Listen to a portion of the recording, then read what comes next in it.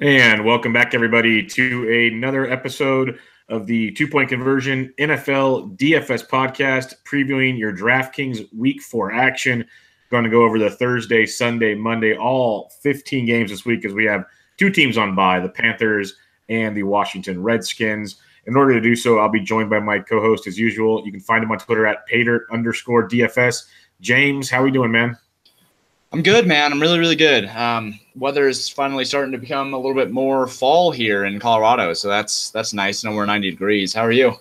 Good. Yeah, we have a heat wave coming through here in California today and tomorrow, but before that, it was definitely fall weather, and looks like we actually have rain coming in maybe early October, which would be amazing. So, the seasons are changing. It is definitely postseason baseball, NFL season.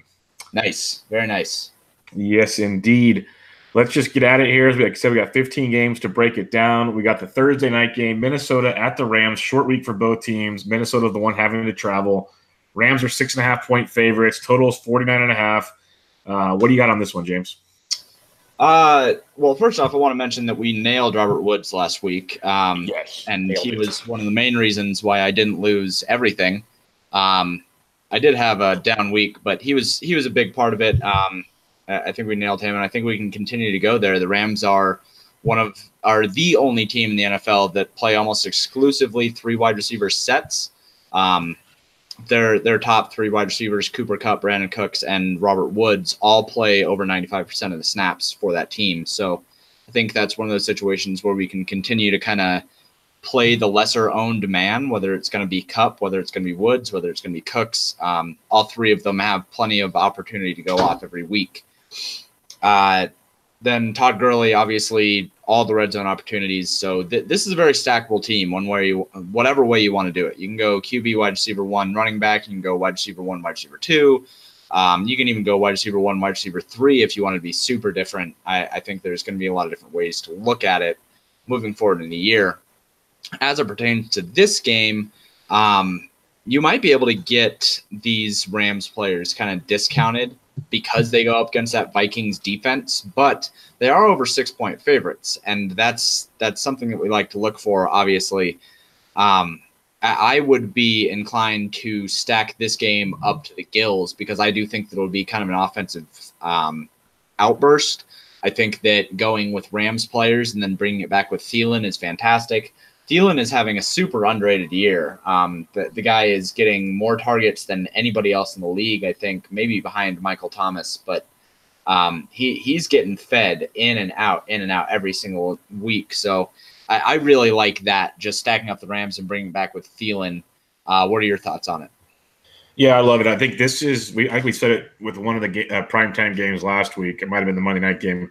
This is what showdown slates are built for. It's stuff like this. This is going to be – outstanding. The Rams, I really think, especially in their division, the 6 games they already have to take on there, they're going to be a stackable component almost every week. Like, they have so many weapons. You mentioned the 3 wide sets. We talked about the last 2 weeks. They're always out there, and they divvy it up pretty well. Now, given Cooper Kupp's target share has diminished each of the last 2 weeks, but he's their red zone threat. So when they get down close, they look at him, while Woods and Cooks extend the field, and Woods works out of the slot a lot. There's so many moving parts to that offense. It's just dangerous, always in play. When you look at guys like Robert Woods, he's led the team. He's led or tied for the team lead in targets in each of the first 3 games, which is outstanding. Brandon Cooks, he's been a top 30 wide receiver in fantasy each week to start the season. Cooper Kupp, like I said, his targets are going down, but he's going to get a Minnesota secondary that can't cover guys in his position. So there's a lot to like with all 3 of them. And then Todd Gurley's just a monster, absolute monster. Lock and load them as you see fit. And so they're all in play, all very much in play. And in reality, outside of Gurley at 8,600, Goff at 57, Cook 64, Woods still only 54 for some reason, and Kupp at 51 are super affordable, like crazy affordable when you really want to break it down. And then I agree, if you want to bring it back the other way, Minnesota's going to have to keep up. And we mentioned – in previous podcasts, Minnesota's defense is really good when they're at home. They do tend to show some holes when they're on the road, plus a short week. I know they might be, hashtag motivated, some people might say, because they got the living crap kicked out of them at home against the worst team in the NFL. So there might be some embarrassment factor there, but we can't really determine that. But I do like the Adam Thielen call. You mentioned Michael Thomas, pretty much the only guy that's doing anything better than Thielen right now. He's top 5 in air yards, top 5 in targets, I believe top 5 in receptions. He's doing it all. He is an absolute monster in the receiving game, and it kind of overshadows Stephon Diggs. Stephon Diggs is a really good GPP play, especially on a Rams secondary that Aqib Talib today went on the IR for the year, and their second defender is out for at least this week, if not more. They lost their top 2 cornerbacks this past week. So with Thielen in the slot, and the Rams have shut down the slot the last 2 weeks against Fitzgerald and Allen, part of me wants to know if did they do that because it's a game plan where those are the top 2 receivers? That's kind of where I'm leaning. I think it might be a week-by-week basics with the Rams. The bottom line is their secondary is depleted as heck. Short week. We should see a lot of points. So long story short, I agree with you. And I think go with the Rams, bring it back with Thielen. And if you want to get really weird, bring it back with Diggs. There's a lot of ways to attack this game and a lot of points to be had. Let's go to Sunday morning. Jets at Jacksonville. Jags are minus 7.5 point favorites. Total's 38.5. This is an absolute just bore fest to me. The Jags last week 9-6 over Tennessee. That was depressing. We talk about every week how there's a couple games where you just like want to scratch off, or you know it's going to pitch you off in the end. This is one of them for me. I really don't want to touch this game. You could look at the Jags defense if you wanted the top price defense on the slate. Obviously, we're not usually big proponents of paying all the way up, even though it's proven from time to time it works. Really, the only thing I'm looking at here, and he has to be healthy, but all signs point to being healthy. The reason they held him out again last week to be safe is Leonard Fournette. I think they finally saw last week that, Bortles can be okay in small doses, but when you rely on Bortles to do it all like they did last week, it falls apart in a 9-6 game against the Tennessee Titans. They need to run the rock, and I really think that Leonard Fournette can be there. He was really, really good against this defense last year. He was running back 12 and running back 3 in the 2 times he faced Tennessee last season. So if Fournette is healthy at 7K, I think he'll go super low owned on this slate. That's about the only thing I want in this game. What about you, James? Yeah, Leonard Fournette. So I didn't really have much interest in him before I started kind of redoing and editing some numbers this morning. And Scott Barrett kind of brought up a good point on Twitter that I just retweeted and kind of emphasized. But Leonard Fournette had 9 carries and 3 targets in the first half of play in the game that he got injured. So if you double that, automatically we're at 18 carries and 6 targets. That's a lot for 7K. And even at that point, I would be interested in playing him in this game. Even at that point, he grades out as the 8th best running back for me, just in pure value standpoint, right? But then we have Yeldon, who might be injured for this game, which gives him probably another 2 or 3 carries, probably another 1 or 2 targets. And then we're looking at almost 30 touches for Leonard Fournette at 7K. And at that point, he's a must play. And he's going to be a popular must play if Yeldon is out. And actually, I say that, but I'm not so sure that he'll be a popular must play because people don't really like playing Fournette that much. There's a lot of hate out there for him right now. Yeah. And people, I think, would rather play Gio Bernard. I think people would rather play Saquon Barkley against New Orleans. I think people would rather play, obviously, Alvin Kamara at 9,600. If you play Alvin Kamara, you're not playing Leonard Fournette. So I think that after that huge outburst, I mean, Alvin Kamara, we'll talk about him later, but he had 20 targets last week, which is egregious numbers for a running back. But I think that if people are going to play Kamara this week, and I do think that they will, I don't think they're going to be playing Fournette. I think that the chalk combo would then be Kamara and Gio Bernard, maybe Kamara and Sony Michel, who we'll talk about later because I really like him. But he might kind of get lost. And Leonard Fournette, if he's going to get 20 carries alone is good, plus 5+ targets. I think he's kind of a lock this week, right there with Gio Bernard, who I like a lot as well. But yeah, it's Leonard Fournette. And then when you look at the Jets, Quincy Enunwa, I think, rates out as my top value for this week. I have to double check. Yeah. He rates out as my top value. He's only 4,300.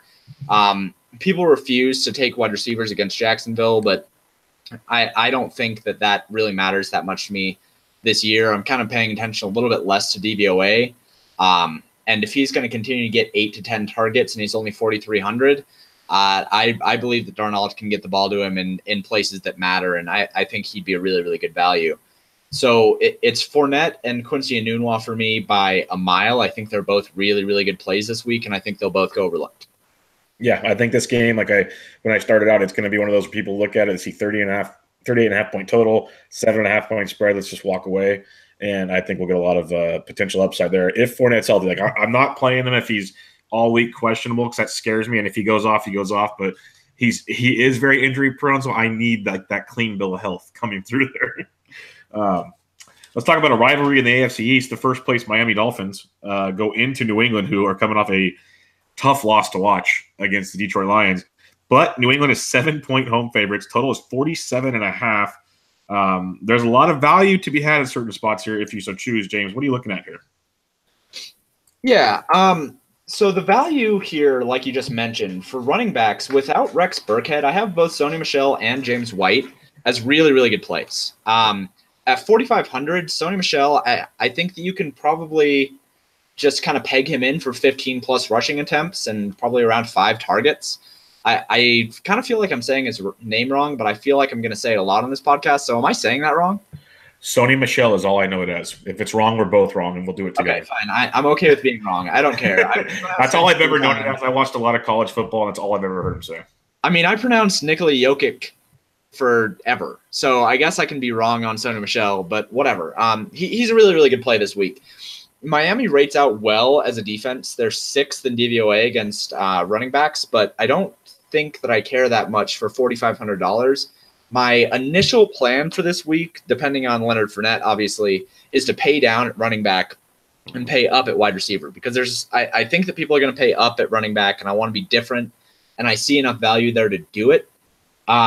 But Sony Michel and James White both are too cheap for their perceived production. I think that James White is probably going to see somewhere between 5 and 8 targets, and Sony Michel should see about 15 to 20 rushes in this spot. I do think the Patriots are going to have the lead. I don't think that Miami's going to keep up with them. But we should probably talk about Miami doing really, really well through the first 3 weeks of the season. They've had a similar outburst to Tampa Bay and New Orleans, but they haven't been talked about because people hate Ryan Tannehill, me included. What is your take on Miami and the way they've started their season? As a fan, I'm ecstatic. I'm also a realist, because I know that like last week's game, for instance, it was like 2 trick plays, a couple of Tannehill's long touchdowns that he got credit for really were just like dump offs that went to the house. I think they only ran like 30-something plays last week because the Raiders really like to slow that down. So nothing to keep an eye on this season when it comes to the Raiders. But the Dolphins, it's one of those weeks where I still think they're very good. I think that when I saw the spread of 7, I thought that was pretty crazy, unless it's just one of those weeks where they go into New England and struggle like they've done in the past. I think they're a very good team, and they have a lot of athletes that people don't know. Like you mentioned Grant last week. Albert Wilson contributes. Stills is finally getting to do his thing. There are a lot of really good athletes there. And if Tannehill I want to say it's almost like Alex Smith's it, they're going to be actually pretty decent. Just don't lose the game. Let your talent around you win, because that defense is legit too. So they're better than people think. You're right. No one talks about them. I'm afraid it's going to be like this week or the next week. They're just going to get pounded because Tannehill has like a 4-pick game, and then everybody will say that's the Dolphins. But they are better than people think, and that's just not a homer bias there. Okay. Yeah, I think that New England wins this game. I think that people are down on New England and that they lost on national television and angry Tom Brady and blah, blah, blah, narrative. But I do think that the Patriots are the better team. I think that they'll win this game probably handedly. But I do kind of worry that Miami might be a little bit better than people are perceiving them as well. So I'm not sure what the gameplay will be like. So I think that Sony Michel is the better play. I don't think they'll need James White to be coming from behind. So at 4,500, it makes a lot of sense for me to just lock in Sony Michel just as a value play, not as like my number 1 overall running back play, but I really like him from a value standpoint. The other pieces of the New England offense, it's kind of squirrely right now, man. Like Gronkowski's only averaging 5.6 targets per week. Hogan didn't have any targets. Or Philip Dorsett didn't have any targets. Chris Hogan only had 4. There's just not any really clear-cut pieces of this offense, and it's been like that in the past, but it hasn't mattered because Tom Brady has been a god, and it looks like Tom Brady's not a god so far this year. So this offense is less trustworthy. I don't think that you can just kind of plug in Gronk for whatever you want. The New England side, I'm really interested in Sony Michel, but not really anything else. On the Miami side, again, I don't know, man. Like, it looks like it's Stills, but yeah. This is a note that I had. Devontae Parker is too cheap. Yes, he's really, very, really, very really cheap. You can hate him all you want, but that's ridiculous pricing. Right, 3,500. He did have plenty of the air yards last week. I know that he only had 3 targets, but he graded out really, really well in that air metric. So I really, really like him at 3,500. If you're looking for value at wide receiver, I think Devontae Parker is where you start, especially against this New England defense. I love that call. I'm glad you mentioned him. I had him written down because you don't even have to like the guy. Just matchup alone, game flow alone, 7-point spread. If New England's in control, Miami's going to have to throw it. That's just bottom line, common sense. And that makes a $3,500 Parker really, really, really good. It's early. It's only been 3 weeks of data, but where the New England secondary has struggled is against wide receiver ones and running backs in the passing game. So Parker plays out well there. I actually like Kenyon Drake quite a bit at $5,200. I think he's in a bounce back spot here because, again, I said last week they barely ran any plays because they had the trick plays that went for big yards into the house. They didn't have to put drives together, and Oakland really, really slowed the game down. It was crazy seeing how much they slowed that game down. So I think Kenyon Drake, because if they are behind, he'll get way more touches than Gore, way more reps on the field because of the passing game that will be needed. I think that's a big point there to be had with those guys.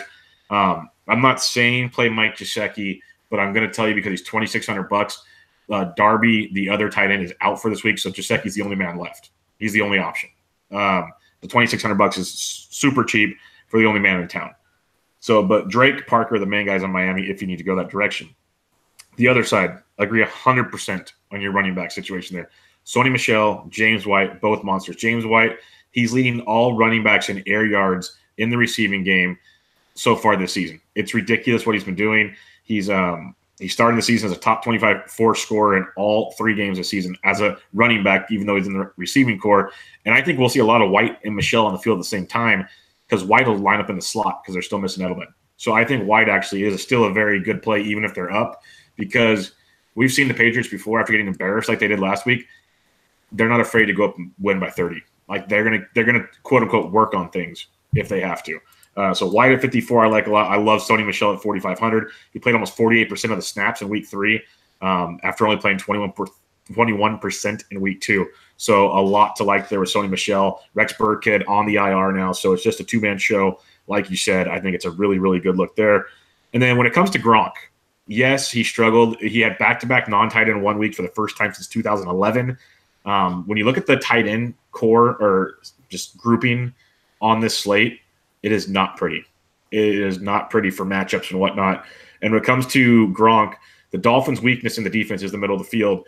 And in his last 3 home games against the Dolphins, he's had 5 for 82 and 2 touchdowns, 6 for 113 and a touchdown, and 4 for 40 and a touchdown. So he's had very good success against the Dolphins, and that is still the weakness on this team. So at $7K, he'll go low owned because people don't pay up a tight end. I actually don't mind Gronk this week at all. He could make a little weird stack with Gronk and one of the running backs. I think it could be really, really interesting if you so choose to do. I was just going to bring up that point, actually, that it would be really, really interesting to go Tom Brady, Sony Michel, Rob Gronkowski, and bring it back to Devontae Parker.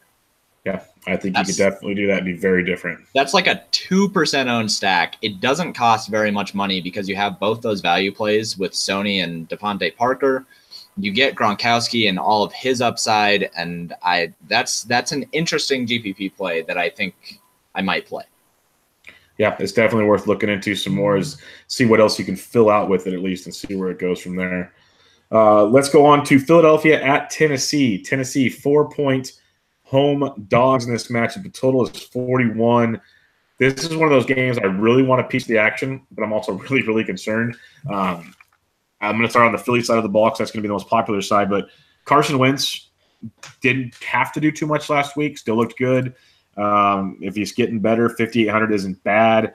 It's just tough to tell where this offense is going to go because, Aguilar at 57 is good. Jordan Matthews working out of the slot at 36. I'd rather have Parker at 35, but if you want another low-owned guy, cheap, you look there.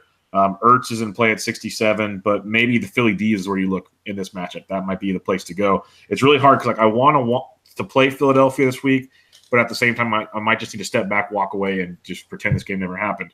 On the Tennessee side of the ball, I do like Dion Lewis in this matchup. You can use the running back out of the backfield against Philadelphia, and at $4,400, he'll definitely be a pivot because Sony Michel, I have a feeling as the week goes on, he's going to be a little more popular than he should be. It's not going to take me away from playing him at that value, but I think Dion Lewis is a great pivot if you want to play ownership at 44.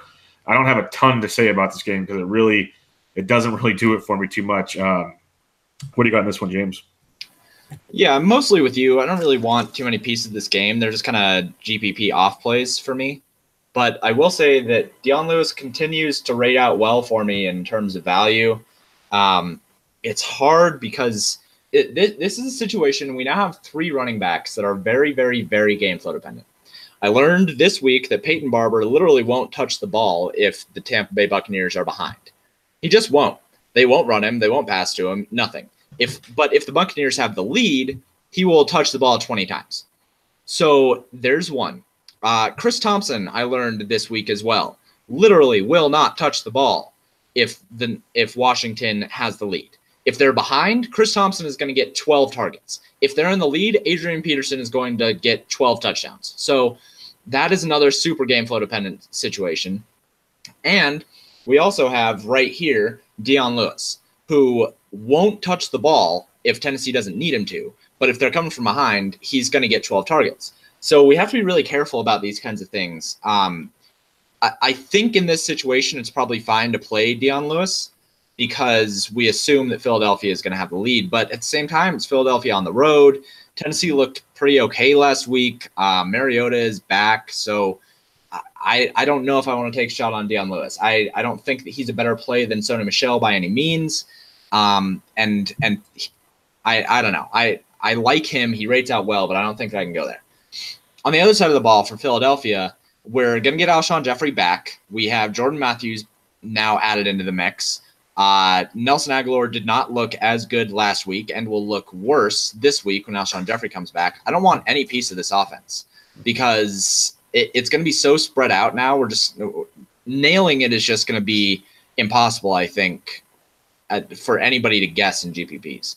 So, oh yeah, one more person on the Titans is Corey Davis, who I know you're laughing about it, and I agree. I'm not laughing. I'm just smiling because I wanted to know if you're going to mention him or not.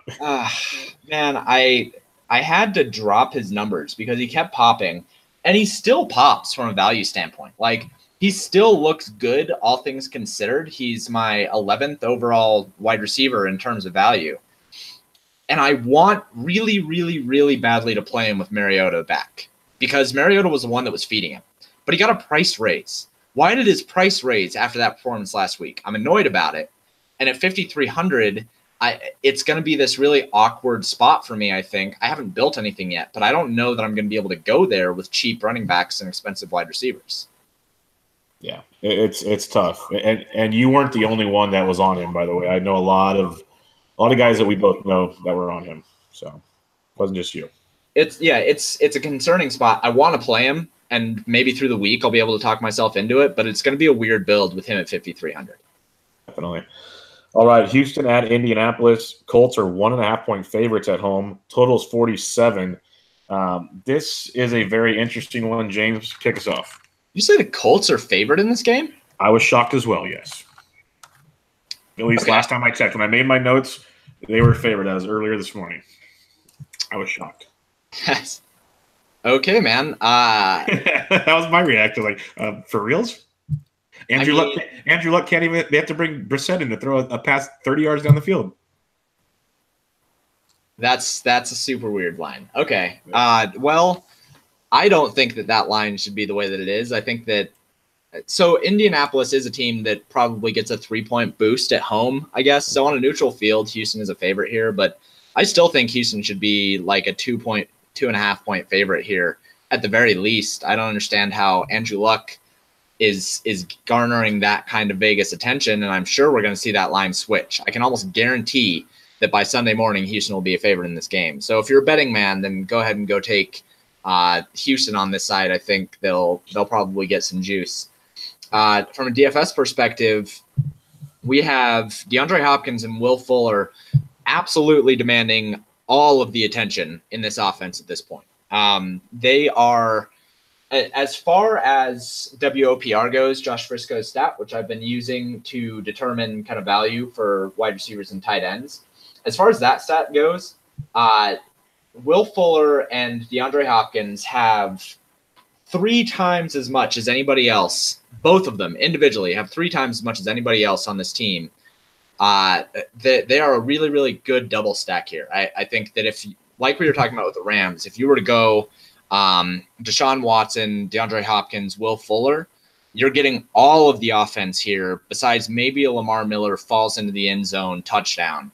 You can get everything with Hopkins and Fuller here in this stack, and you can bring it back if you want with Eric Ebron if Jack Doyle misses again, because Eric Ebron saw a huge amount of the targets and a huge amount of the air yards last week with this offense with Jack Doyle out. Now, it is a hip issue, so I think that Doyle will probably miss. Hip issues are kind of a bitch for bigger guys. So I think that he misses again, and I really do like that 3-man stack, bringing it back with Ebron. I think that's really, really nice in this spot. Other than that, though, I don't want anything. It's really, really concentrated for both of these teams. T.Y. Hilton is getting plenty of targets, got 10 targets, but at 7K, he's a big play guy. And I don't think that Andrew Luck can get him the big play balls right now. So for me, it is entirely Deshaun Watson, Will Fuller, and Eric Ebron. What about you? Yeah, I love Deshaun Watson. People are kind of like clowning on the Houston Texans these days, but $6,300 for Watson, and they're forgetting that he's averaging almost 14 yards per completion. That's only behind Mahomes and Fitzpatrick, who everyone's drooling over. So he's getting it done. He's just, the team's overall production hasn't been great. So I really like that stack. You mentioned Will Fuller, Hopkins. Hopkins has seen double-digit targets and at least 6 catches in all 3 games this year. So I think those 3 make for a great point. You mentioned with Eric Ebron, people were disappointed. He got some garbage time catches down the stretch, but he was in on 88% of the snaps last week. He saw 11 targets, 3 in the red zone, or 3 end zone targets, I should say. He just failed to catch the football a couple of times. He dropped a touchdown, literally dropped a touchdown. So I'd go back to that well in a heartbeat. I'm not too worried about that. So, yeah, I'm not going to talk too much more on that. I think that's all great. The only other guy you could use if you need a value receiver and you want to go crazy on this game for some reason is Ryan Grant at $4,200 because of the short passing game of Andrew Luck. Ryan Grant's one of the top receivers in targets and team target share already on the season. So someone to keep an eye on. He goes super overlooked week in and week out because the consistency level isn't there. But in a GPP, I can see it getting a little interesting if you so choose to go that way. Let's go Bills at the Packers. After a big win for Buffalo, they're still 10-point road dogs to the Green Bay Packers, a total 45 in this one. I keep getting scared to play Aaron Rodgers because can I trust his leg? I think at home against the Bills, you might want to trust his leg at $6,800. I think that's a discount. In years past, James, we've seen him 7, 8K-ish range. In matchups like this, I think $6,800 is really nice. Pair him up with like a Cobb and an Allison if you don't want to pay all the way up to Parker, but all 3 are in play. I think it's a pretty that's pretty plain and simple for me if you want to go that direction in that situation.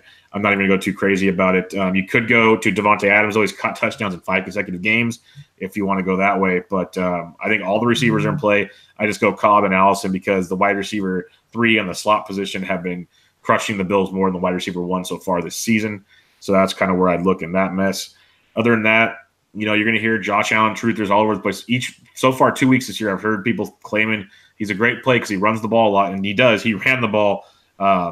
He accounted for 33% of the Bills' rushing yards last week, which was crazy. And I think he had like 6 or 7 carries inside the red zone.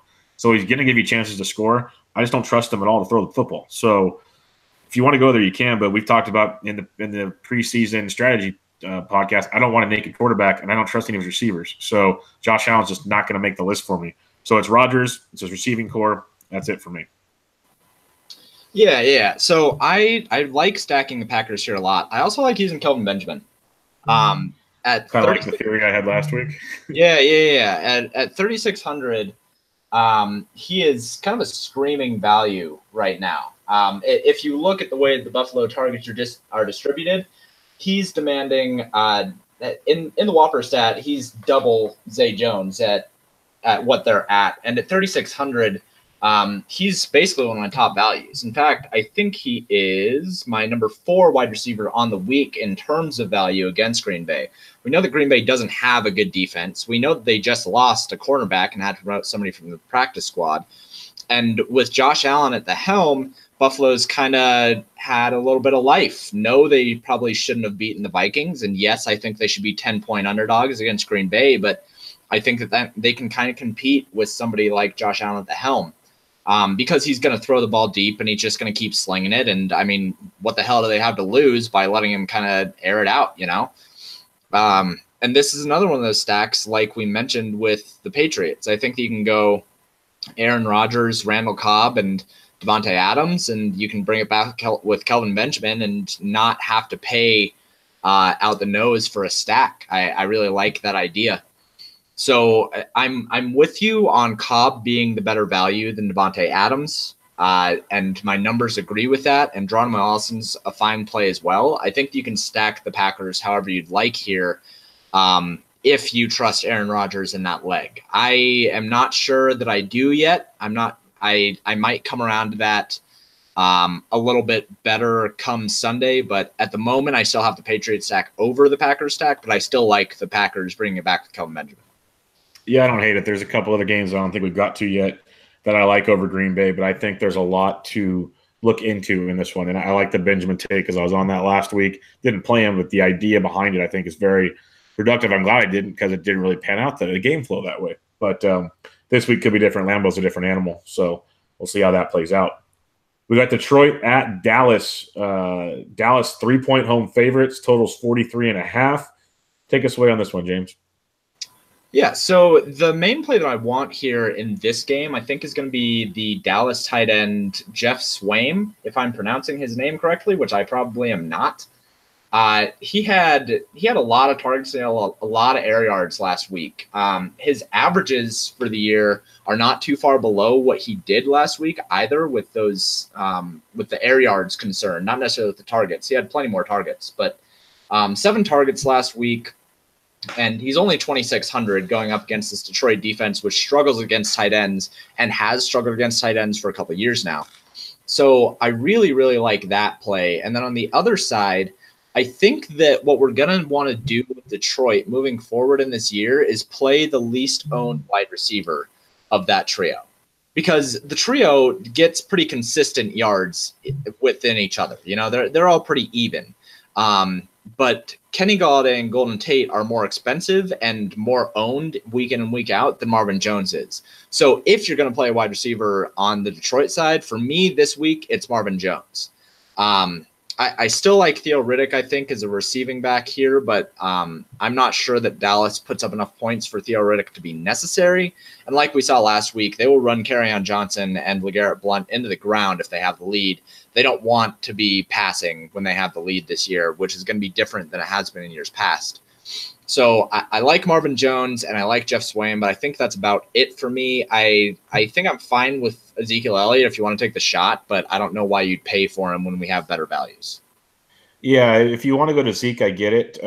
He's handling over 98% of the backfield touches for Dallas, and that's one thing we don't see very much with any of these teams anymore. So I think there's a lot to be said about that. His role in the passing game is even improving. He's almost got a 21% of the Dallas's targets right now. So he's getting much more incorporated in this offense. So Zeke's definitely on the table as a running back on my pool so far at this point. I think he's in play in this one. As I think this is going to be kind of a slow back and forth game. I don't see a lot of fireworks in this matchup. The other side of the ball, though, if you do want to go Stafford with one of those receivers like you mentioned, if you're looking for ownerships, I use Fanshare Sports. I do a little thing I tweet out every Saturday. They have their ownerships on the pages if you're a member there, and it's pretty helpful. They've been pretty spot on. So it gives you good pivot options there. The only other guy I like in Detroit is Kerryon Johnson, for the fact that we saw Chris Carson have over 30 carries last week against Dallas and just run it down their throat. If Jim Bob Cooter in Detroit has half a brain, and that's sometimes an if with Detroit, they see that game film and you really don't deviate. Dallas has actually been a better offense on the road than at home since Jerry's World's been built. I heard Evan Silva mention that yesterday, I believe, and you look into it, it's pretty crazy that that's the case in their own stadium. So a guy like Kerryon Johnson, who last week went from 38% to 42% to 45% in the last 3 weeks in touches. You saw them start to phase other aspects of the game out. I think there's a lot to like when it comes to Kerryon Johnson at only $4,400. I think that's a definite running back value. Honestly, I could see a Kerryon Johnson, Sony Michel backfield, and he give you all the receivers you ever want. I'd really be okay with that. I might be crazy, but I think there's definite upside in both those players there. So it's pretty much the running backs for me. And you mentioned the receivers that are in play if you choose to go that direction. Let's go Tampa Bay at Chicago. We got Chicago 3-point home favorites. Totals 46.5. Tampa Bay coming off that just ugly performance against the Pittsburgh Steelers, where we saw two different halves of Fitzmagic, and the Bucks are already doing it to us. We assume Fitzpatrick will be playing, but they're already playing the game of, well, we're not going to announce it until Sunday morning. But Fitzpatrick, as of Wednesday, took almost all the snaps with the first team, so that's what we're going to go for now. But the Chicago side of the ball is the one that intrigues me. You got Jordan Howard at $6,800. He might be popular this week, but we've seen him definitely become more incorporated in this offense. He had 26 touches last week, which is what you want to see. And now as a home favorite, a short home favorite, this is like game script you hope for, given we know Tampa Bay likes to sling it around. This is Jordan Howard game script, and he's not just a running back anymore that just rushes the ball. He catches the ball as well. They've mentioned they're going to do that, and he's been better and better each week out of the backfield in the receiving games. So I like a lot of what we can see there with Jordan Howard out of the backfield at $6,800. Allen Robinson, you mentioned last week, he's getting almost 61 of the targets from Trubisky. Trubisky's really, really bad, so it doesn't help. But when you get that much volume, you're going to get into some big games from time to time. So at $5,900, A-Rob becomes a very, very big play. And that Chicago defense, it's no joke. We know Arizona's not that great, but they played great on the road, and they played really good defense at home so far this season. So I like that Chicago defense with Khalil Mack and company there against Tampa Bay. And that's kind of where I'm looking at this one. There can be pieces to the Tampa Bay puzzle. I just need to see more of what they're going to do. If it's Fitzpatrick, then you obviously got the Evanses of the world. You got the D-Jacks and stuff like that if you want to go crazy. But I'm not looking to stack against Chicago unless I'm missing something. What do you have, James? Yeah, so I think that the Bears' defense is going to be chalky this week at 2,600. And I get it. I understand the play. That they are a better defense at home, and Khalil Mack is just a freight train. But we also need to remember that this is against the number one offense in the NFL and a prolifically efficient offense with a quarterback that's put up over 400 yards through his first 3 games. And I get it, all the Fitzpatrick turns into a pumpkin and all the jokes about him, but I don't think that I'm ready to play defense against them. You know what I mean? Yeah. No, it's scary. I agree. Like I said, the game flow, if he's in, this could turn into a shootout. That's why the total is 46.5, which is higher than usual for Chicago. Yeah. I don't think that I'm ready to commit to the Bears defense quite yet. They are a really, really good play, I think, holistically, and in my head, logistically, it makes sense. But I just don't think that I'm ready to go there yet. I'm still willing to give Ryan Fitzpatrick in this offense, which has shown not only, I mean, if we're going to talk about that offense, we don't only need to talk about Ryan Fitzpatrick and his incredible efficiency. We need to talk about how they just go for the kill, with every single play. And that's the thing that stops me from playing the defense. It's not that I don't think that Ryan Fitzpatrick can throw 4 interceptions.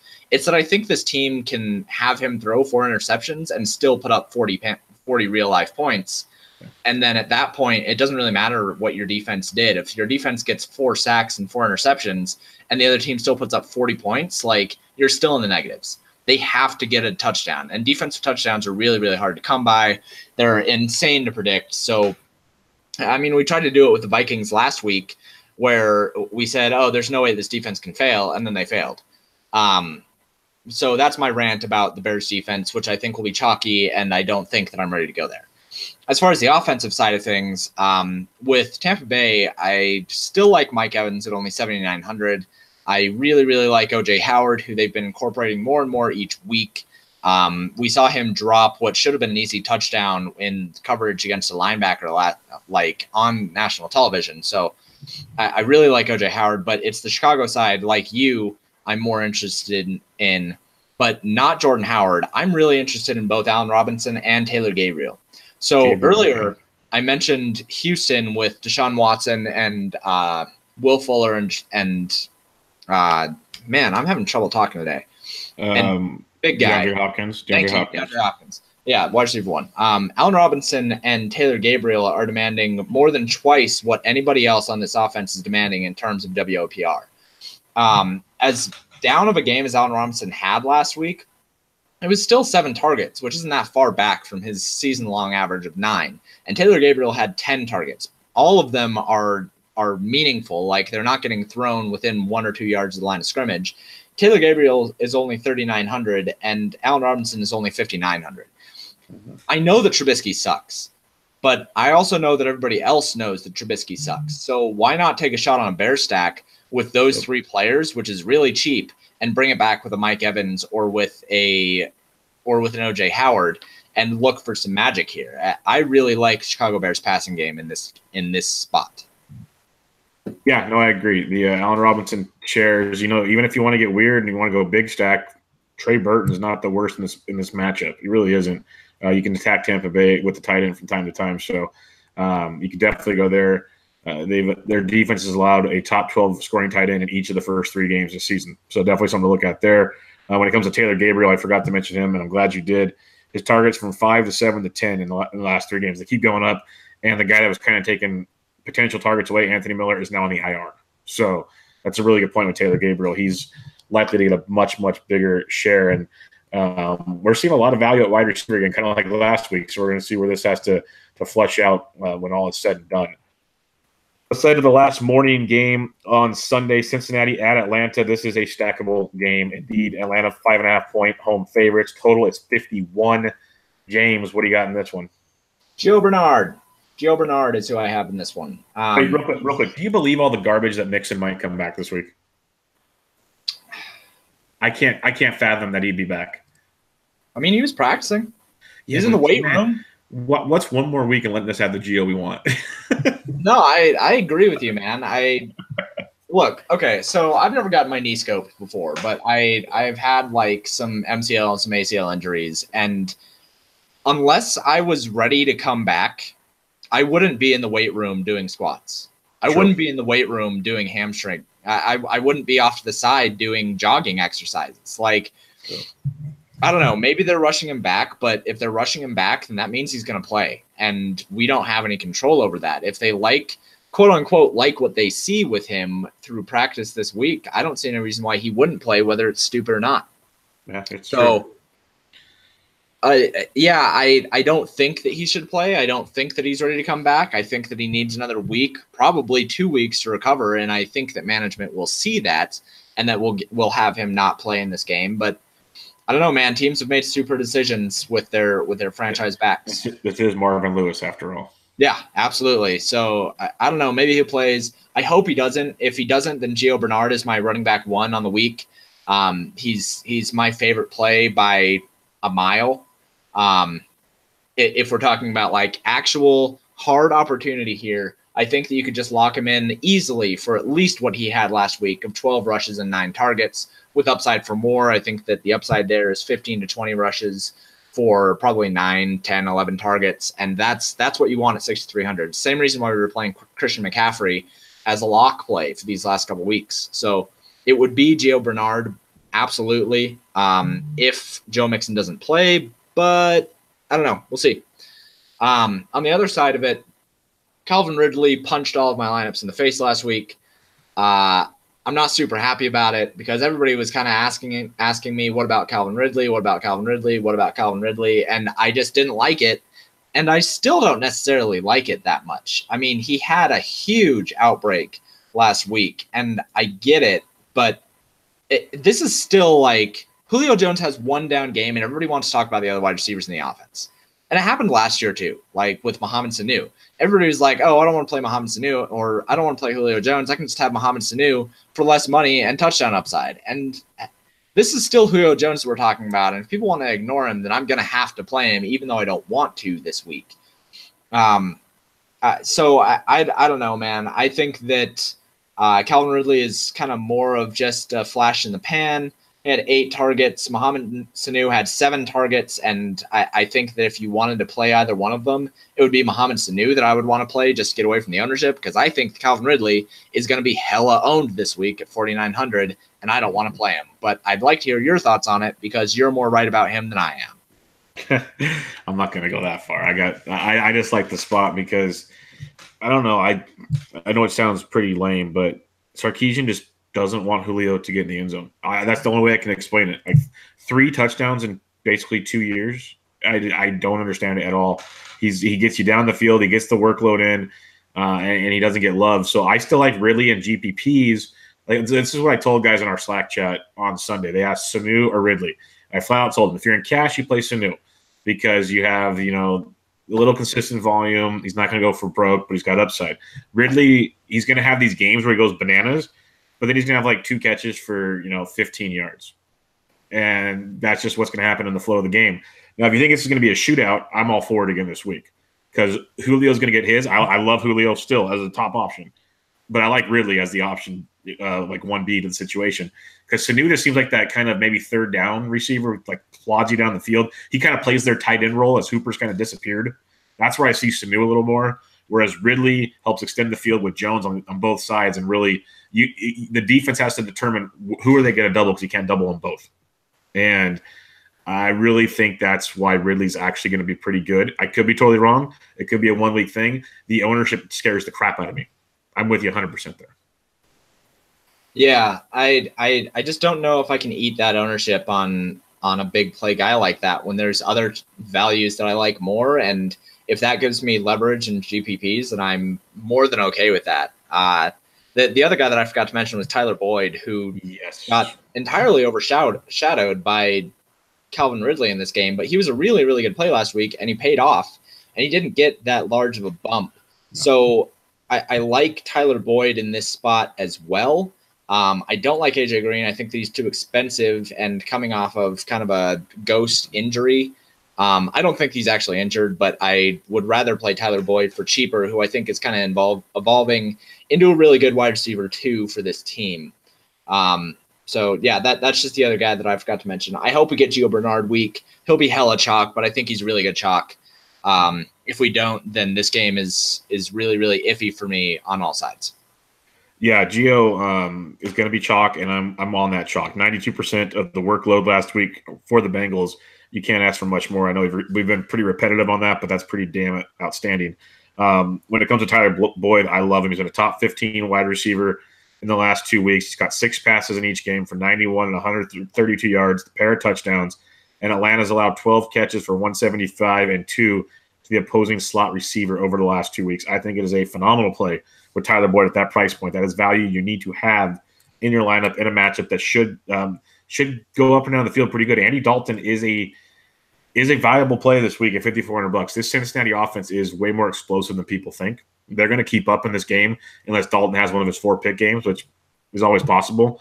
But all you can go off of is what you've seen, and what you've seen is this is a very, very explosive, very changed offense in Cincinnati. And I think with a very suspect Atlanta defense, they're going to keep up in this game. And I think Dalton, Gio, Boyd are very, very intriguing in this option. Tyler Eifert, he's if you're going all in on the stack, I could see it. Otherwise, I'd probably look elsewhere. But the Cincinnati is very, very much in play. I kind of agree with AJ Green. If I'm going to pay up at receiver, I'm going to pay elsewhere. But AJ's in play if you need to go crazy. On the other side, Matt Ryan at $6,100. We said last week how cheap he was at 57. He only had 2 DraftKings points only. So yeah, I think DraftKings got it right. They increased him by $400 this week. Good job, DraftKings. Yeah, I'll be on that again if I need to. He's been absolutely amazing. QB5 and QB2 in the last 2 weeks, and another really favorable matchup in the Dome at home. Again, Julio, Ridley, agree with both of those. We talked about that. And then Tevin Coleman at $5,900. Again, we should be without Devontae Freeman. Tevin Coleman definitely is a running back that I think where his price range is at, there's a lot of other guys around him that'll deplete his ownership. And he's very, very viable out of the passing game in this game. So don't just sleep on him. I think he'll be a very lone piece of the pie in this game. But I love Tyler Boyd, Gio Bernard on one side, Ridley and Julio on the other, and both quarterbacks, depending on how you want to stack it, both in play for me. I really, really like this game. All right, let's go to the afternoon. You got Seattle at Arizona. Arizona is a 3-point home dog. Total is 38.5. I'm going to be short and sweet with this one. The Cardinals are just idiots at play calling. That's simple. But I will say it again, David Johnson at $6,600 is very, very cheap. If you want to go like YOLO and a milli lineup, DJ at 66, it's coming. They showed signs of it one time when they let him go outside and took it to the house. If they could just pull their head out of the rear end, they could see the talent of this guy. And maybe Josh Rosen will use him as a dump-off option more. We shall see. But DJ's only 6,600. Ricky Seals-Jones is 29. So it's basically a couple value plays there. What I really like, either defense. Arizona's defense is stupid cheap, and Seattle's isn't bad either. When you look at the two, Arizona is $2,600. Seattle's $3,200. Arizona's going to get a lot of sacks in this game because Russell Wilson will run for his life. It should be low scoring. So I like that Arizona D at 2,600 and then a couple value plays, but that's about it on this one, James. Yeah, I'm okay, so first off, the defenses are priced weird. I don't think Seahawks defense should be priced at 3,200 because they're trash. Well, actually, I say that, but DVOA has them ranked really, really well, and they have some of their players. PFF has some of their players ranked as like the number one at their position. So, is the Seahawks defense trash? I don't know. I don't think they should be 3,200 though. I think that the Cardinals showed signs of life with Rosen at quarterback last week, and one of those signs of life is the only play that I want in this entire game, and that is Christian Kirk. Yeah, you got a lot of love that game. Yeah, so Kirk he hasn't been great this year. In his game against Washington, he only had 2 targets, but then in the game against the Rams, he had 5 targets, and then in the game against Chicago, he had 8 targets. So we're seeing his market share rise and rise and rise every week. He has the top market share of air yards on the team as we speak right now.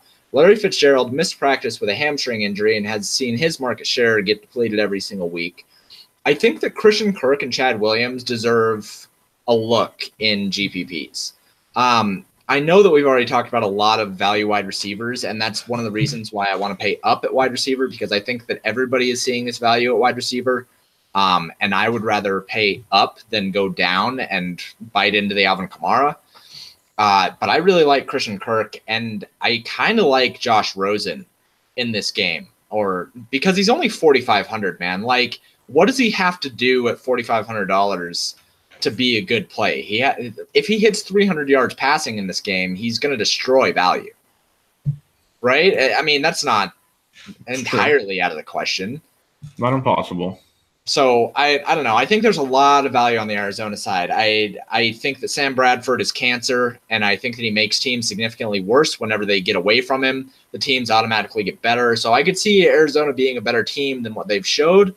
DJ at 6,600 is just not – that's not fair, man. Like, I want to play him 100%, but I can't, and I know that I can't. But I do want to have another share. I had a share last week, and I'll have another share this week as his price keeps going down. Yep. I want more exposure to him because we're not going to have it all season. I guarantee that. Yeah, they will figure out how to use him, or someone's going to get fired. It's that simple to me. Like, it's an atrocity that is taken. Like, everybody else knows it. What are they missing? I really would love to like Hard Knocks. We need an in-season Hard Knocks on the coaches' meetings. I want to hear it. I really do, because it makes no sense at all. Kirk is a very interesting play to me as well. I do like that call as well. Cleveland at Oakland, the Baker Mania. It is lit, as the kids would say. But Oakland is a 2.5-point favorite at home against the Browns. Total is 45. I like the Brownies in this one, but what's your thoughts on this game? Yeah, I like the Browns overall. I think that Baker Mayfield at 5,300 is probably a fine play, even though he's going to have way more ownership than he should, and that's kind of going to pull him away from me because – let's be honest here. QBs don't usually win you GPPs. No. They don't. I mean, QBs are generally a dime a dozen, unless you have situations like we've had with Ryan Fitzpatrick and like we've had with like Matt Ryan last week getting 42 points. Matt Ryan last week. But typically, I mean, the median outcome for a quarterback is going to be somewhere between 25 and 35 fantasy points. That's where you're going to land the majority of the time. And I don't really feel the need to take on a chalk quarterback. It's just not something that I usually like to do. And I think that paying down at quarterbacks this year has kind of been a fallacy. Like all of the high priced quarterbacks have been crushing. Like Mahomes crushing, Fitzpatrick crushing, Drew Brees absolutely just dominating. Like we're seeing the high-priced quarterbacks go off. I mean, even Cam Newton, who's been priced in the middle, and Matt Ryan, who's been priced in the middle, have both just been dominating. We haven't seen the cheap quarterbacks doing well. So I'm not really succumbing to that narrative. But if we talk about the other offensive pieces, I really, really like Jarvis Landry at 7,400. He will be a priority for me absolutely this week. He's just the main piece on this offense, and it's like he was in Miami, but he's catching the ball farther down the field. And for every yard down the field, his upside grows exponentially. So I really like him. I think that Callaway is going to be way too chalky for my liking this week. I've already seen a lot of different people on him, but he is a really, really good play. Overall, for me, he is my sixth best value wide receiver on the week. He had 10 targets last week. He is averaging about half of the air yard market share for his team, and I like him as a play, but I think that I'd rather go with Landry, who I know is going to have the market share. I know that he's going to have the targets, and I really, really like him. On the other side, I think that the Raiders suck, and I don't want any of them. Maybe Jalen Richard if you think the Browns are going to have a lead, but that's a thin play at best. I'd rather just have pieces of the Browns offense, which is fun to say, and leave it at that. Yeah, I'm digging the Browns in this one. If you're stacking with Baker, I love Landry, and I do like Callaway. I know his value. He's going to be chalky, but I think he'll be less owned than Ridley, and that means a lot to me. So we saw the rapport that those two built in the preseason, and then when Baker came in last week, I believe he had 10 targets. He was all over him, and Callaway dropped a touchdown like a bomb. It was a deep touchdown, and it was dropped right in his breadbasket and went right through his arms. So there's a good rapport between those two, and I think that continues this week. You mentioned Jarvis Landry.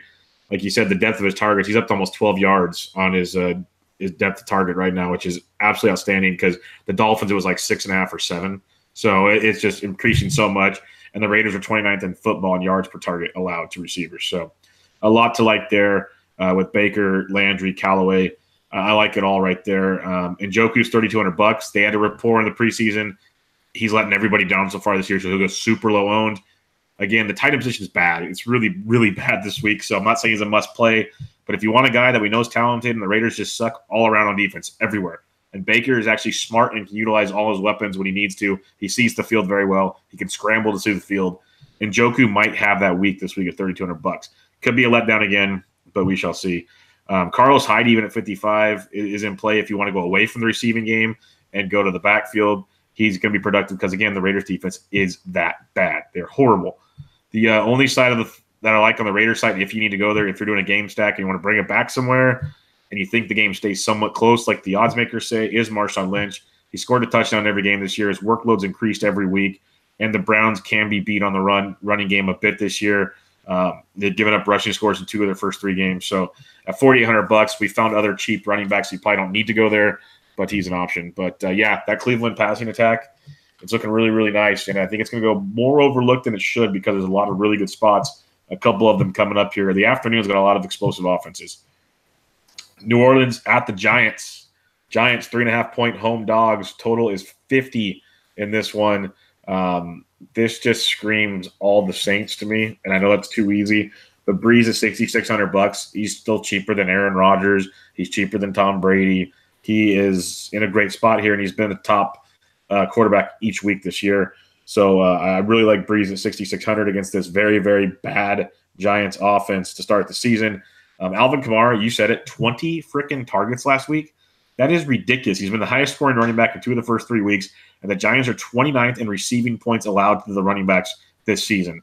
It's hard to ignore him. I know it's $9,600, and I have faded him all 3 weeks. And trust me, it's been stressful. It's been profitable, but not to the way it could have been profitable. So that's been stressful there. Kamara at 96 is in another just smash spot against this Giants team. And then Michael Thomas, he's basically the top receiver all around football right now. And Cam Meredith as a punt at 37, you could look there. But this New Orleans offensive Breeze, Kamara, Thomas, is looking really, really good. Thomas is the first player ever to have at least 10 catches in every game in the first 3 weeks of the season, which is just bananas when you want to break it down that way. Bringing it back to the other side, Saquon Barkley is in a really, really good spot here. He's had at least 20 touches in every game so far this year. He's had a 100-yard rushing game, a 100-yard receiving game, and 117 total yards through all 3 games. He's been very, very productive. He's getting a lot of work out of the backfield right now. He's accounted for over 31% of the Giants' fantasy football points this year from the skilled positions, which is crazy. So Saquon at $8,100, I think he'll go overlooked in this matchup, so definitely worth the play as well.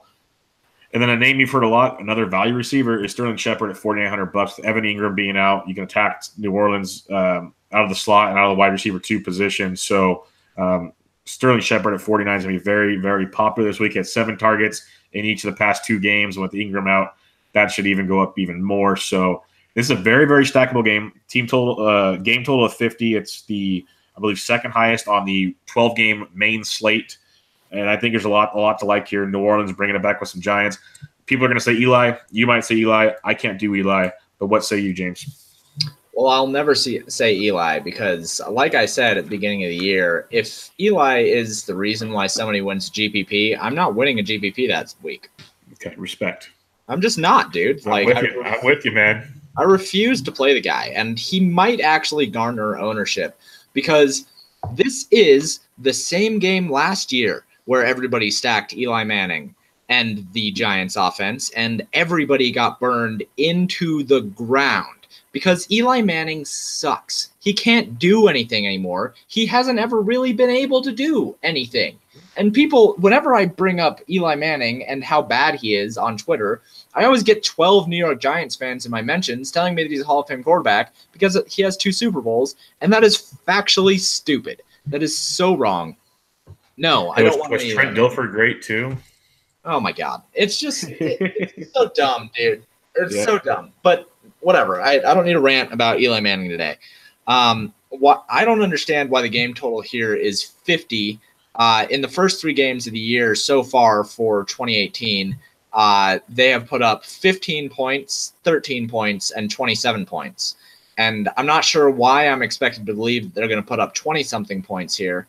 I just think that New Orleans will be able to blow them up and then slow it down a little bit in the second half because I don't think the Giants are going to do much. With that being said, I do like OBJ a lot at 8,700. I think that he'll be popular. Saquon Barkley at 8,100. He is worth the price, but I'm not sure that this week is the week where I will be paying 8,100 for Saquon Barkley. I get it, and I played him last week, and I still think that he's one of those top backs in the NFL as far as opportunity goes. But I don't think that I will be on him this week unless I do end up stacking the Giants because I want so much OBJ over Saquon Barkley. You know what I mean? It's not necessarily that I dislike Saquon Barkley. It's just that I like Beckham, and there's a 0% chance that I'll be stacking the Giants. I don't want more than one position player. I just want to take my hat, put it on either OBJ or Sterling Shepard, who I like, and I think he's good chalk this week at 4,900. I can't imagine that I would ever stack the Giants ever, forever, ever until Eli Manning is no longer the quarterback. On the other side, Alvin Kamara is too expensive for me at 9,600. I can't do it. I know 20 targets, it's egregious. His workload is egregious, but I just don't think that I can take that much of my salary and put it towards Alvin Kamara. I mean, it's just too much. If he doesn't put up 30 fantasy points at 9,600, you're in a hole. You're already behind the 8 ball if he doesn't put up 30 fantasy points. And that's why I've held off every week because it scares me. He has to be that good, and he's been 2 out of 3 weeks, so it's tough. Yeah, and that's the thing. I mean, we said it last year with Lev Bell when he got up there into that 10K range. It was okay, well, if he doesn't put up 25 fantasy points, then you're screwed. But the thing was that he was putting up 25 fantasy points up through week 9. He had that huge stretch, and I just don't know that I'm ready to give that to Kamara. I'm probably an idiot for saying that. I think I'm going to get burned, but I won't have any Kamara this week because he's too expensive. Michael Thomas, on the other hand, at 9,100, I like that a lot. I could see myself playing Michael Thomas because I don't know why. I'm an idiot for saying that I like Michael Thomas but not Kamara. Because Kamara has two routes to go there. Like, I should play Kamara. I urge people to play Kamara in cash, but I think I'm going to fade in GPPs because I just would rather go a different route, I guess. I don't know. It's tricky. It's tricky. Anything else on this game? No, I'm just mad at myself for not considering Alvin Kamara because, like, I've said it before. I've said it in the past that you should always look for players that have multiple routes to success. That's like he does. He's the prototype. Yeah, that's been my thing. Like and it was Matthew Friedman that I think I read the first article on that is multifaceted fantasy players are better for you than single-faceted fantasy players. And so for me to go against that, it's like it's stupid. So I need to consider Alvin Kamara, and I need to talk myself into it throughout the week to have at least a couple shares. Yep. Because he is a very, very, very good fantasy player, at least for one more week. I think that I need to consider it. But I'm not considering stacking in this game. I do like the expensive options, but I'm not considering stacking it. Yeah, and that's how I'm with Kamara. It's like I said, I faded in the first 3 weeks. It's been okay. But the opportunity that he has in games like this, it's hard to just completely ignore it. So it's like I'm going to stick to my 3 lineups that I do, and I think at least one of them is going to have to be Kamara. If I really find what I like and it becomes 2, that's fine, but I'm going to have at least one Kamara share out there. I have to at least have this going on to see what happens. Yeah, and I should clarify, man, that like I've made money through the season. I've been consistently. Yeah, that's so right, exactly. Yeah. Yeah, fading Alvin Kamara. So it's not like I feel the need to play him so that I can make money. It's not like I've been losing my ass not playing him. It's just one of those situations where when you look at it from an outside view, you shouldn't be stubborn about somebody who has so much opportunity. Yeah, we shouldn't just turn a guy off because he has to get X numbered and it's not going to be very easy to do type thing. So, yeah, I'm with you there. Let's talk about a game I really, really like. It's the San Francisco 49ers at the Los Angeles Chargers. Chargers 10-point home favorites. Totals 46.5. I can't stack my Panthers this week, or your Panthers or our Panthers, like we've done all season long and been very profitable with. But the Chargers have been doing great. They're on the table again. What do you like in this one, James? Well, Melvin Gordon's finally basically as expensive as he should be at 8,300. So he's probably not as much of a lock as he has been these first couple weeks. And like you said, we don't have the Panthers, so I don't have Christian McCaffrey to just lock in every lineup.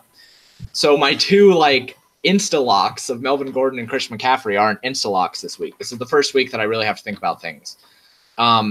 But I did stack the Chargers last week, and I brought it back with Robert Woods, and that was a good lineup. But I wish that Keenan Allen and Melvin Gordon could have put up 20 fantasy points each, and then it had been a very, very profitable lineup.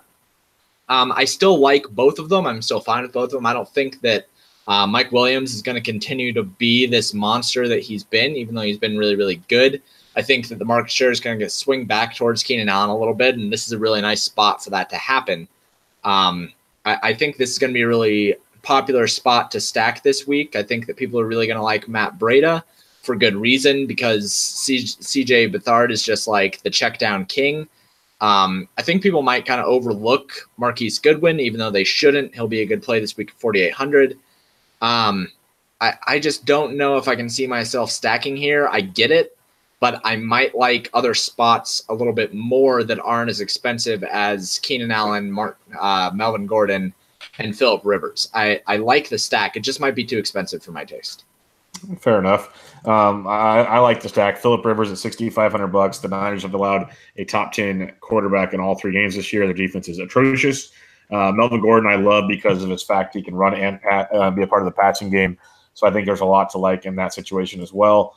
And then Keenan Allen, he's going to bounce back in a big way this week. He got double teamed. They made a point to take Keenan Allen out of the offense against the Rams last week. The Niners can't do that. They're going to be without Richard Sherman. They're depleted in the secondary. I think everybody feasts in this one. And if you want to go different, you can go to Mike Williams. We talked about him last week as an option. He's definitely in play again this week. They are utilizing him in big, big plays, and you can beat the Niners in big, big plays. Just ask the Chiefs last week. There's a lot to like when it comes to the Chargers offense. You could look at Breida. Breida didn't practice today, but he should play this weekend. But like you said, check down king with CJ Beathard. So keep an eye on that. Juice Chick isn't in the DraftKings player pool, or that would have been one hell of a punt at the position. That would have been fun to do, but he's not there. And I do agree, Marquise Goodwin at $4,800 is definitely an option for you there to go take a look at in that matchup. But if you don't want to stack the game, I think the Chargers defense is very much in play. They're expensive in this matchup. They're the second highest defense on the slate. They got $3,900. But with Methard, they're going to do a lot of checking down. There's going to be a lot of sacks in play, a few turnovers, and I think they're going to be able to shut down the Niners quite a bit in this matchup. So I do like the Chargers, and I go full stack or just play some defense. Either way is fine with me. Go Baltimore at Pittsburgh, Sunday Night Football. Pittsburgh, another primetime matchup. They're at home, 3-point favorites, total of 51 versus their division rival Ravens. Seems to always be a tight game. Big Ben plays great at home, and he's only $6,000. I do not understand this at all. I think this is a really good play. We like the Ravens defense at home. On the road, they've shown holes. I think Big Ben at 6K is outstanding. Antonio Brown, 88 is not bad, and Juju's finally priced up. We mentioned it last week. He wasn't there. He's up to $7,100. The Ravens have allowed 17 catches for 181 yards and 3 touchdowns through the first 3 games to wide receivers in the slot. So Juju should absolutely feast this week at $7,100. So I love the receiving game there. James Conner is a bit expensive if you need to be different, go that way. But I like the receiving game. Ben, Brown, Juju, a lot in that matchup. If you need to be different, though, for your showdown slate, Joe Flacco's had at least 15 points in all 3 games this season. And the Steelers have allowed a top 8 scoring quarterback in each of the first 3 games. Their defense is bad, really, really bad. So I know sometimes Flacco can make people vomit when you have the thought of playing him, but at $5,400, it'll be super contrarian in this matchup. So you can look that direction. Matching up with John Brown at $5,800. I think he's definitely an option there. His target share has increased from 10.5 to 18.5 to 22.5 each game this year. So a lot to like there with John Brown. They're building a little rapport there between Flacco and Brown. Both really, really cheap. And if the game is kind of a shootout, I think Buck Allen at $4,700 does have a big role in this offense out of the backfield catching the football from Joe Flacco. So should be an exciting game. It's the highest total on Sunday. It's a Sunday night game, so it's not on the main slate. But both offenses alive and well in this one for me, James. What about you? Yeah, I think you pretty much nailed it. I really like Juju. I really like Antonio Brown. I like the Pittsburgh Steelers offense. I don't know. These games, you mentioned they're always close, but they're also always a slobber knocker. Like they're always really they're defensive minded, and I don't think the Steelers have a good defense, but I also don't think Joe Flacco is all that great. So I don't know. I don't think that we see another huge offensive outburst on a island game, but I do think that if you're going to play it, that Juju is fine. I think John Brown's a good play, and I like Buck Allen. I like all the pieces that you mentioned. All right, let's take it to Monday night then. AFC West showdown, Kansas City Chiefs at the Denver Broncos. Broncos are 5-point home dogs. Highest total of the week. This total shocked me, James. 56, and the Denver Broncos are involved. 56-point total. What do you like in this one? These totals have been insane this week. 56 points. Like, how are you going to assume that means that they have to assume that Patrick Mahomes is going to throw 5 touchdowns? Like, that's the only assumption that you can make if you think that team is going to score, if this game is going to go 56. That also means that you're going to assume that Case Keenum is going to throw 4. That doesn't make any sense. That total is hilariously wrong. I would bet my house on the under in the first place. And like I've been saying, this Denver Broncos defense is bad. Like, they lost all the key pieces. They lost all the pieces that made them good except for Von Miller. And as much as people like to say that defensive ends matter, they don't matter that much. Like, they're worth maybe – I think that J.J. Watt is the most important defensive end in football, and he's worth like 2.5 points or something like that. Like, they're not really worth that much against the spread. So – 56 points. I don't see that happening. I think that this game, sure, the Chiefs can probably put up 30 points, and I think that sacking them whatever way you want to. I think Tyreek Hill is probably fine in this game because I think the Denver Broncos cornerbacks are super, super weak. But I think stacking the Chiefs is fine.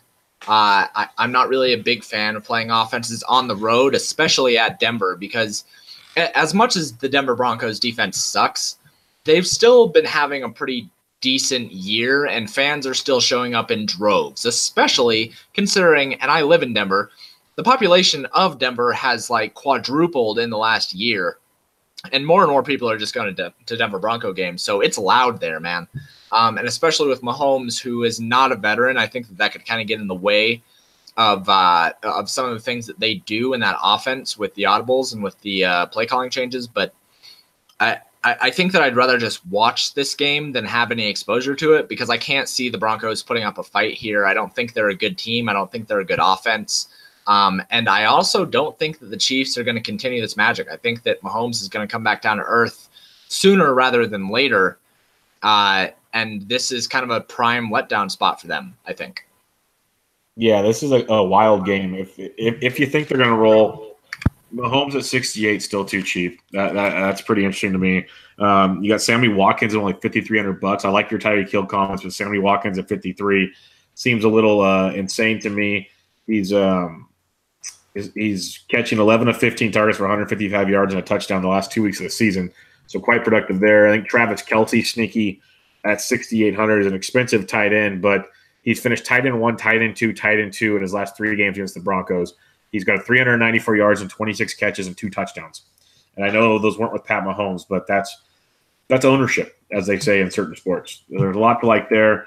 On the flip side of it, Emmanuel Sanders, if this game turns into a shootout, Emmanuel Sanders has caught 19 of 23 targets to start the year with a touchdown. A lot to like in that one. The Chiefs have allowed 17 catches of the slot receiver through 3 games, so there's target there. Demetrius Thomas is another interesting play at only 5,500. He comes at a discount in this matchup. So the weapons are there if it's a shootout. Again, I find this total just asinine, but both these defenses aren't good, and it's a matter of, do these quarterbacks throw interceptions like stupid passes is what it comes down to, because the options are going to be there, I think, to score in this game. But like you said, the noise, it's a huge factor in that stadium. It's a huge factor. Does that come into play? Does it, being a rivalry game, division rival game, come into play? A lot of factors to look at in that situation. But I think the passing games are very much alive. I'm going to play Mahomes over Keenum any day of the week. I don't care how good Keenum can be once every 5 games. I'm not going to go that direction. And then the running back situation in Denver is just a complete toss-up right now. Phillip Lindsay gets tossed early in the last game, but he's been very productive. He's $4,500. Royce Freeman's 44. They're both very, very, rough plays, flex plays at best. But they're great for showdown plays because they're super, super contrarian and volatile. But overall, it's the passing game of Kansas City with the receivers of Denver. That's about all I'm liking right there. And it's ugly. It's very confusing, to say the least.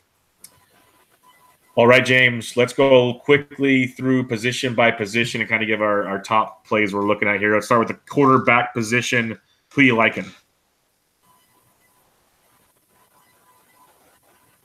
You're on mute.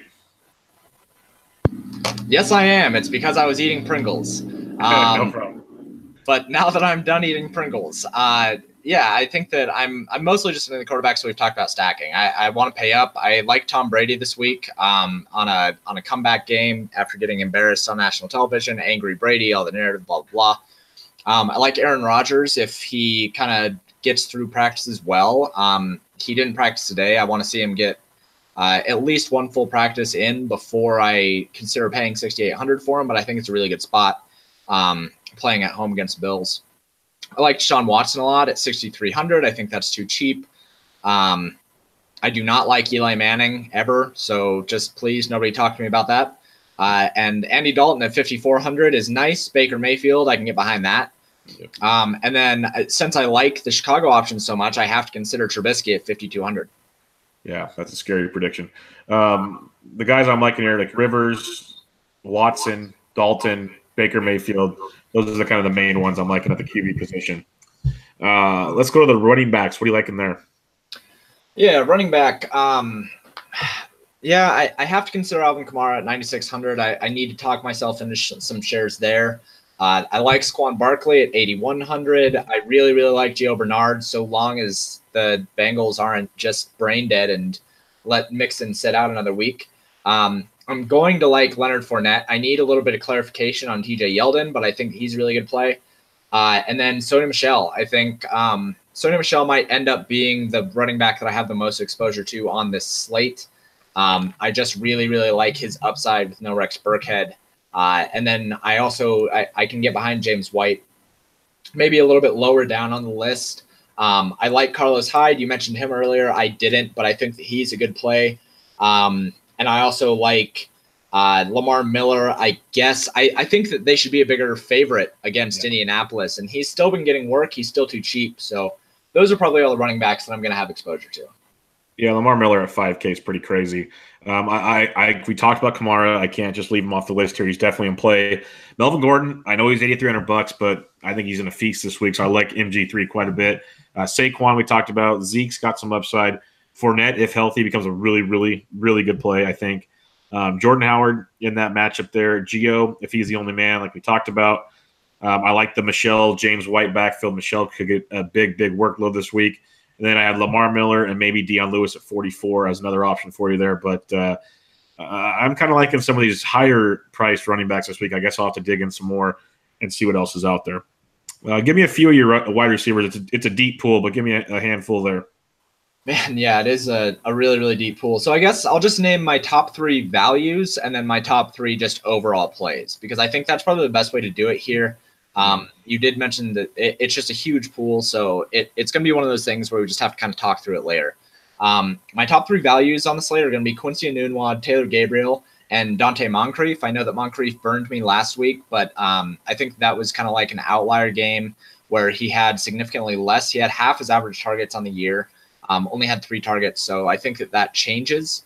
I really like him, and if you're not about him, I think Kelvin Benjamin is a really good value as well. And then my top overall plays for the week are going to be OBJ, Jarvis Landry, and then Julio Jones or DeAndre Hopkins. I think that Julio Jones and DeAndre Hopkins are like neck and neck here.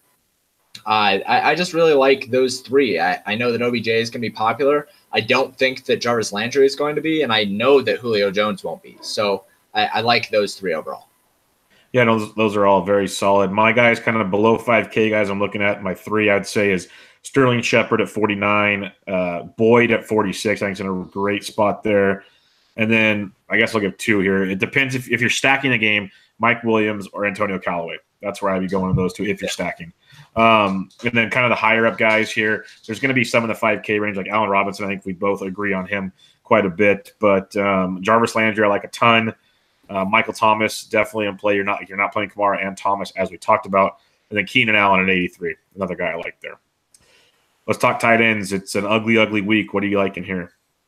Yeah, I'm going to be just trying to pay down at tight end. I'm not – unless I play Gronkowski. Gronkowski I will play at 7K, but only part of a Patriot stack. And then my tight ends for this week, I think I like Swaim, Eric Ebron, and then Ricky Seals-Jones. I'll go back to that last week. He did catch that 35-yard touchdown. That was great. I think that I'm okay with George Kittle. I think he'll be too popular at 4,200, but I'm okay with him. And then I think that's really it, man. Like it's really, really gross, like you said, at tight end. It's really just those 5 players for me. Yeah, get ready for the CJ Beathard, Kittle roommate narrative in college. That's going to be fun all week. Tight ends, yeah, Gronk, if I'm paying up, I think he's in a smash spot if you can afford it. Other than that, like OJ Howard's interesting, Ricky Seals-Jones. And then I'll mention Mark Andrews again for Baltimore. If he's the lone man back there, he's 2,600 this week. He was 28 last week, got you 8 points, which you'll take at that price point. So he's the guy to get the targets from Flacco. Again, he's not on the main slate, he's in the primetime slate, but another guy to look at there. What are a couple defenses you're looking at this week?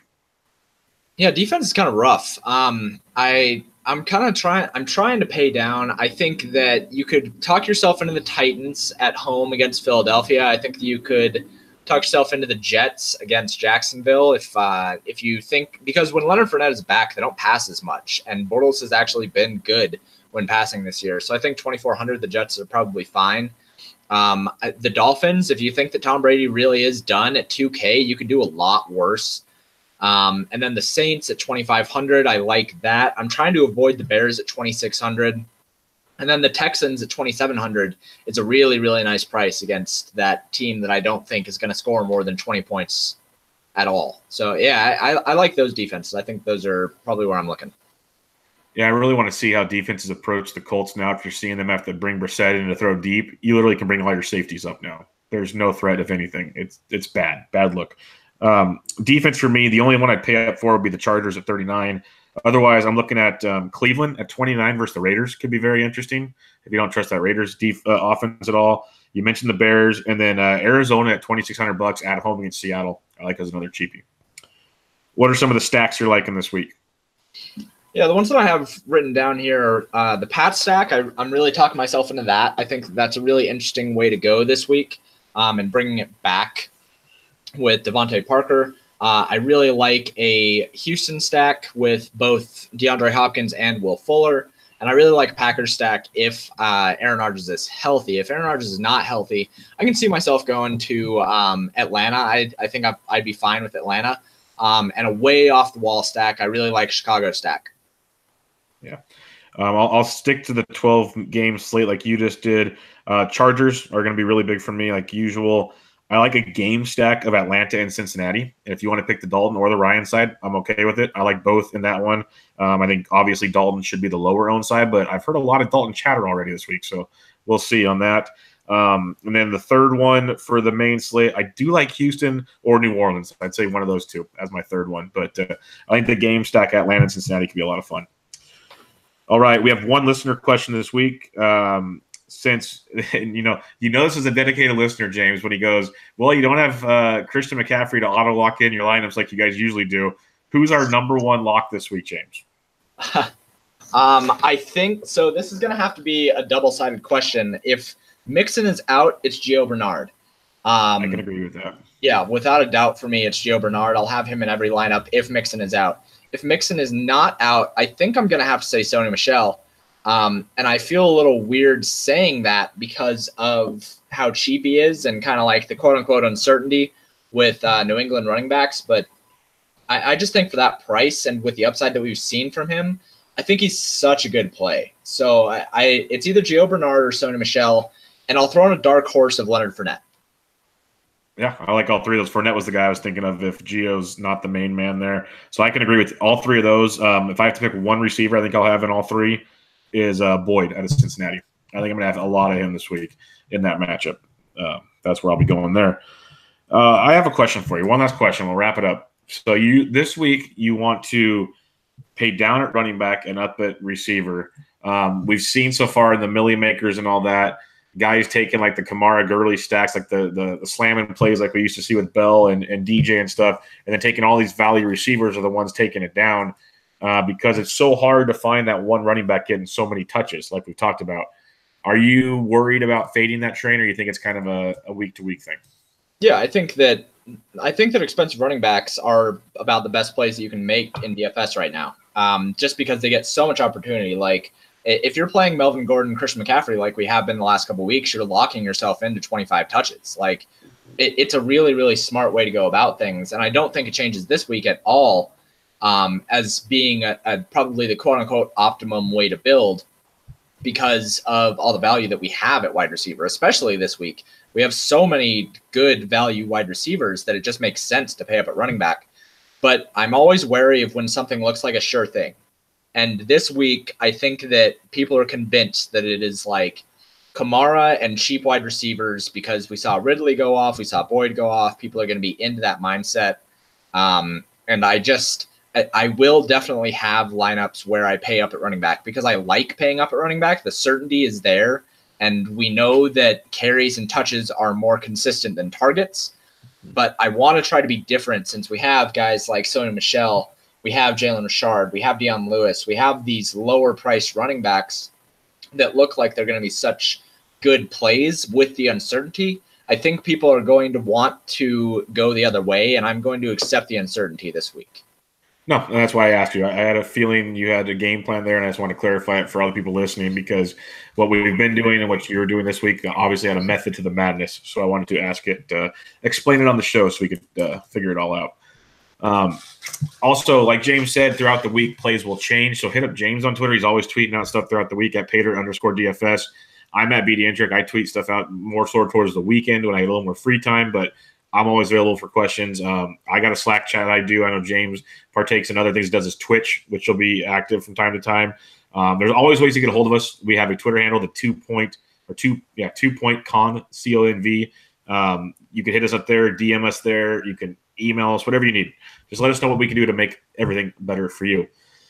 With that being said, any final words as we wrap up the week 4 preview, James? I think this is going to be a wild week.